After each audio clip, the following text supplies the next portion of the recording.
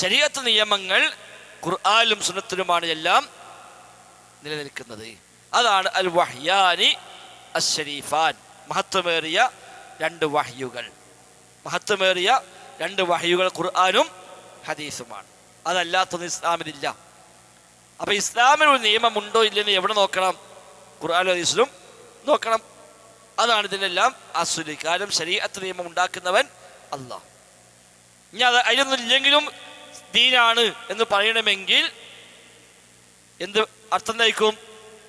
അല്ലാഹ് നിശ്ചയിച്ചിട്ടില്ലെങ്കിലും ദീന നിയമമുണ്ടെന്നായി. അപ്പൊ അല്ലാഹു തആല അല്ലാത്ത ശാരി ഉണ്ടെന്ന് വന്നു. അത് വലിയ അപകടമാണ്. അതുകൊണ്ടാണ് ബിദ്അത്ത് അത്ര ഗൗരവമായത്. ബിദ്അത്ത് അത്ര ഗൗരവമാകാൻ കാരണം ബിദ്അത്ത് ശാരിഇന്റെ റോള് സ്വയം ഏറ്റെടുക്കണം.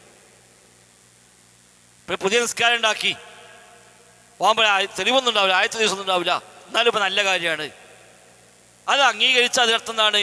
ഓണം മതത്തിൽ നിയമം ഉണ്ടാക്കാൻ അവകാശമുണ്ട് എന്നാണ്. ഇപ്പം ശാരീൻ്റെ കൂടെ വേറെ ആളും കൂടി സ്ഥാപിക്കലാണ്. അതാണ് പിന്നെ നിർവചനം പറഞ്ഞപ്പോൾ യുലാഹി അശ്ശറഇയ്യ, ശറഇയ്യത്തോട് സാദൃശ്യപ്പെട്ടുകൊണ്ടാണ് ബിദ്അത്ത് ഉണ്ടാവുക. ഇമാം ഷാത്തിബിയുടെ ഇത്തിസാമിൽ കാണാം, ബിദ്അത്ത് ഉണ്ടാക്കുന്നവൻ സ്വയം ശാരിഇന്റെ റോള് ഏറ്റെടുക്കുകയാണ്. ശാരി അള്ളയാണ്. അപ്പൊ അള്ളാഹ് നിയമം ഉണ്ടാക്കിയിട്ടില്ലെങ്കിലും ഞാൻ ഉണ്ടാക്കിയാലും ഇസ്ലാമിൽ നിയമമാകും എന്നാണ് അതിനർത്ഥം. അങ്ങനെ ആർക്കും അധികാരാവകാശം ഇല്ല. ശാരിഇന്റെ സ്ഥാനത്തേക്ക് ഒരാൾ മുട്ട് വളരുകയുമില്ല.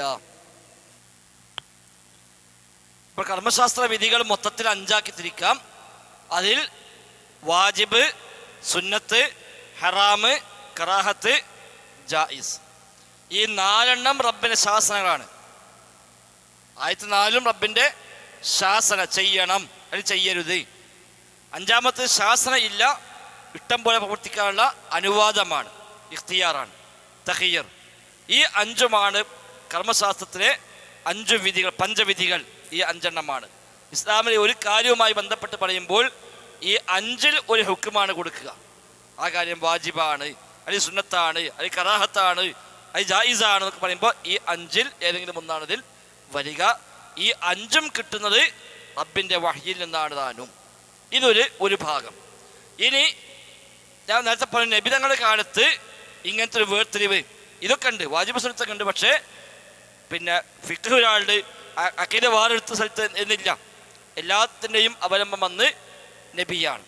പിന്നീടാണ് മുസ്ലിമേക്ക് വ്യത്യസ്ത വിഷയങ്ങൾ വന്നപ്പോൾ പലരും പല വിജ്ഞാന ശാഖകളിൽ പ്രാവീണ്യമുള്ളവരായി വരികയും അത്തരം മസ്നകൾ ചോദിച്ച അവരത്ത് പോയി ചെല്ലുകയും ചെയ്യുന്ന അവസ്ഥ ഉണ്ടായി.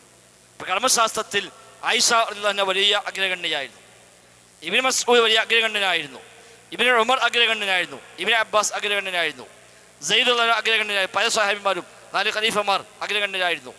എന്നാൽ ചിലരൊന്നും ആ വിഷയത്തിൽ അങ്ങനെ ആയിരിക്കൂല. ഖുർആൻ വ്യാഖ്യാനങ്ങളിൽ ഇബ്നു അബ്ബാസ് പലരേക്കാളും മികച്ചവരായിരുന്നു. അപ്പോൾ ഓരോരുത്തർക്കും ഓരോരോ ഏഴ് പ്രത്യേകം ഉണ്ടായിരുന്നു. പിന്നീട് അങ്ങനെ ചില വേർതിരിവുകൾ വന്നു. അങ്ങനെ പ്രത്യേകമായ വിജ്ഞാന ശാഖകളായി രൂപപ്പെട്ടു വന്നു.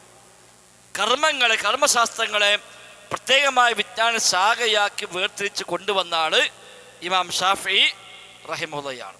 ഇതിന് മുമ്പ് ഫിഖ് ഉണ്ട്, ഇല്ല എന്നല്ല. പക്ഷെ ഫിഖിനെ പ്രത്യേകമായി ഒരു വിജ്ഞാന ശാഖയാക്കി അതിനെ വേർതിരിച്ച് അതിൻ്റെ പിന്നെ അലകും പിടിയുമൊക്കെ വെച്ച് ഒരു രൂപത്തിലാക്കിയ ആള് ഇമാം ഷാഫി. അതാണ് ഉസൂൽ ഫിഖ് ഒക്കെ പറയും. ഉസൂൽ ഫിഖിൻ്റെയും ഒക്കെ ഉപജ്ഞാതാവ് ഇമാം ഷാഫിയാണ് എന്ന് പറയാം. അതുവരെ ഫിഖ് എന്ന പദം കർമ്മശാസ്ത്രങ്ങൾക്ക് മാത്രമല്ല ഉപയോഗിക്കപ്പെട്ടിരുന്നത്. ആദ്യകാലത്ത് ഫിഖ് ഉപയോഗിച്ചത് വിശ്വാസകാര്യങ്ങൾക്കായിരുന്നു. വിശ്വാസകാര്യങ്ങൾക്ക് ഫിഖ് ഉപയോഗിക്കും. ഇപ്പം ഇമാം അബൂ ഹനീഫ വിശ്വാസം പഠിപ്പിക്കാൻ കിതാബ് എഴുതി. ആ കിതാബിൻ്റെ പേര് അൽ ഫിഖ്ഹുൽ അക്ബർ. അൽ ഫിഖ്ഹുൽ അക്ബർ. അന്ന് ഫിഖ് പറഞ്ഞാൽ ഏറ്റവും വലിയ ഫിഖ് ഏതാ? വിശ്വാസം തന്നെയാണ്, സംശയമൊന്നുമില്ല. ഏറ്റവും വലിയ അഗാധജ്ഞാനം ഉണ്ടാവേണ്ടത് വിശ്വാസകാര്യത്തിലാണ്. അപ്പം അന്നത്തെ കാലത്ത് ഫിഖ്ഹുൽ അക്ബർ, ഫിഖ് എന്ന് പറഞ്ഞാൽ വിശ്വാസകാര്യങ്ങൾ ഉൾക്കൊള്ളിച്ചുകൊണ്ടും വിശ്വാസമല്ലാത്തതും എല്ലാം ഉൾക്കൊള്ളിച്ചുകൊണ്ടും ഫിഖ് ഉപയോഗിക്കുന്നു. അതിനെ ഈ രൂപത്തിലേക്ക് ഒരു വിജ്ഞാന ശാഖയാക്കി അതിനെ എല്ലാ ചേരും കോലോടും കൂടി ഒരു രൂപമാക്കിയെടുത്തത് മുഖ്യമായ പങ്ക് ഇമാം ഷാഫിക്കാണ്, ഉസൂൽ ഫിഖിൽ പ്രത്യേകിച്ചും. എന്നാൽ ഇമാം അബൂ ഹനീഫ അതിനേക്കാൾ മുൻഗാമിയാണ്. ഇമാം ഷാഫി ജനിച്ച അന്ന് അബൂ ഹനീഫ മരിച്ചത്. ഇമാം ഷാഫി ജനിച്ച അന്നാണ് അബൂ ഹനീഫ ഇമാം മരിച്ചത്. അബൂ ഹനീഫ ഇമാം ഷാഫിയേക്കാൾ മുൻഗാമിയാണ് കാലം കൊണ്ട്. ആ അബൂ ഹനീഫ കർമ്മശാസ്ത്രത്തിലെ വലിയ അഗ്രഗണ്യനായ പണ്ഡിതനാണ്. അപ്പം അന്നാ വിജ്ഞാനജാനല്ല, അതിനെ വിജ്ഞാന ശാഖയാക്കി രൂപപ്പെടുത്തി കൊണ്ടുവന്നത് ഇമാം ഷാഫി റഹിമഹുള്ളയാണ് എന്നർത്ഥം.